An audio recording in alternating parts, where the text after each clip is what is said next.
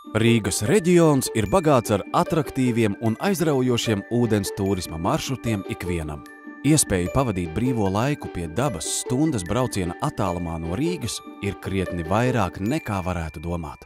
Neierasts maršruts ir Rēnā Veclocenes upe Ķemeru Nacionālajā parkā. Tā caurtek Niedrājiem bagātajam Slokas ezeram. Putnu vērotāji novērtēs spārnaiņu daudzveidību gan šajā ūdens tilpnē, gan arī mīlestības saliņā Daugavā. Rokas stiepiena attālumā no Rīgas ir misa. Lēnām slīdot pa ūdens virsmu līkumu aiz līkuma, neviļus aizmirstas ikdienas rūpes un raizes. Lieliskas upes laivošanai Rīgas tuvumā ir arī abas Jūglas. Ar savu daudzpusīgo ainavu un mainīgo dabu, Mazā Jūgla ir viena no skaistākajām Vidzemes upēm.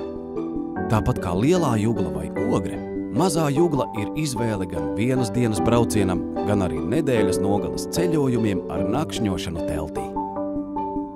Jau 5. gadu lielus un mazus laivotājus uz sezonas atklāšanu maija sākumā pulcē Rāmkalnu laivu karnevals.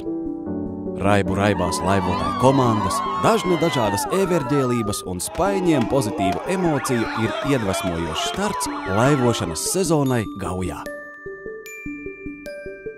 Baudot upju kuģošanas priekus Rīgas Hess ūdenskrātuvē, noteikti ir vērts apmeklēt vēsturiski nozīmīgo Nāves salu. Uz mirkli var pieturēt arī Daugmalē, kur ievērības cienīgs ir Pilskalns. Savukārt pie Ikšķiles atrodas Svētā Meinarda sala ar Baltijā senākās mūra baznīcas drupām. Cilvēka roku neskartas vides mežonība raksturo laivošanu pa Svētupi. Odziņu piešķir sārties milšakmeņu atsegumi un lībiešu upuralas. Maršruta noslēgumā Nēģu tači, kas ir tradicionāls un unikāls zvejas veids, kas raksturīgs tikai Latvijai.